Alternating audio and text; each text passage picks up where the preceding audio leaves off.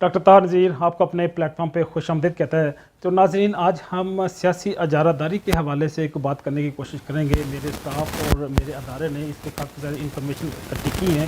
جن کو میں ایک ترتیب کے ساتھ آپ کے سامنے پیش کرنے کی کوشش کروں گا۔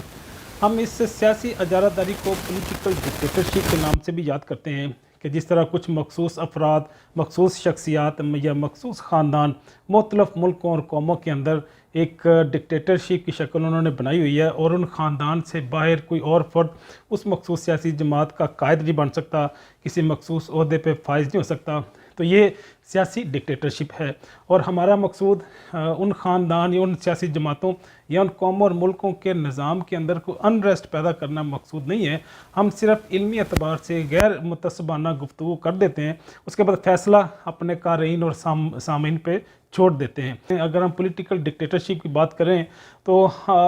ہم دیکھتے ہیں کہ یہ شخصی بھی ہو سکتی ہے۔ کئی ساری جماعتوں میں کچھ مخصوص شخصیات مسلط ہیں، ان کے علاوہ کوئی اور ان کا نہ چیئرمین بن سکتا ہے، نہ ان کا کوئی صدر بن سکتا ہے، نہ اس کے کی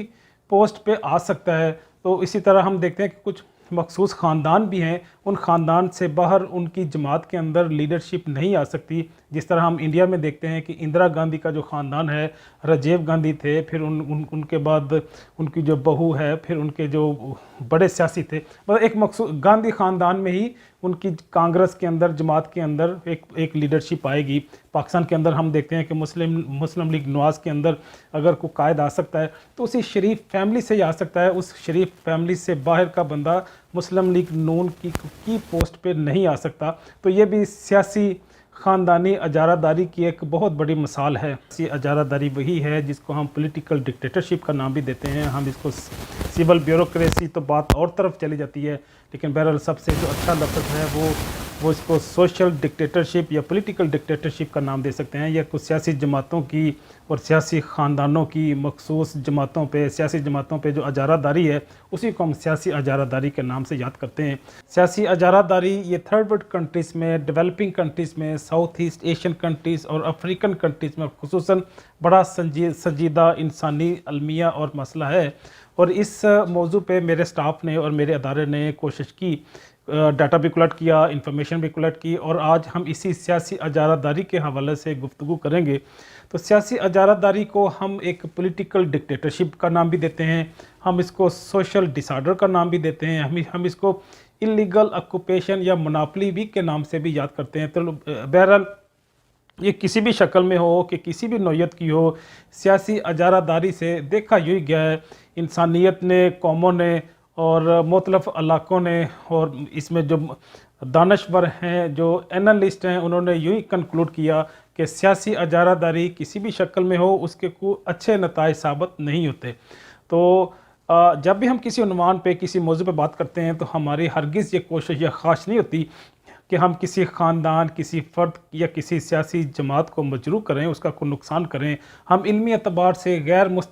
متعصبانہ گفتگو کر دیتے ہیں، بات کر دیتے ہیں، ہم اس کے نتائج سے بے پرواہ ہو کے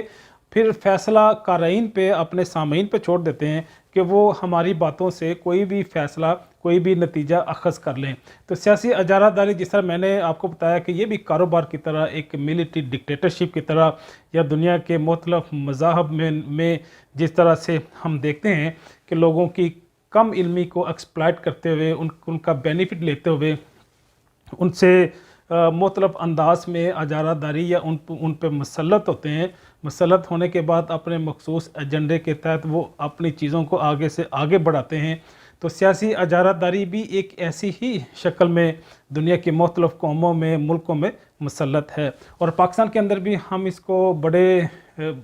بھرپور انداز میں اس کا مظاہرہ بھی دیکھتے ہیں، اس کے نتائج بھی بھگت رہے ہیں، اور یہ میں سمجھتا ہوں کہ شاید آئندہ کئی سالوں تک اس کے نتائج ہم پہ مسلط رہیں۔ ویسے تو سوشل میڈیا نے اور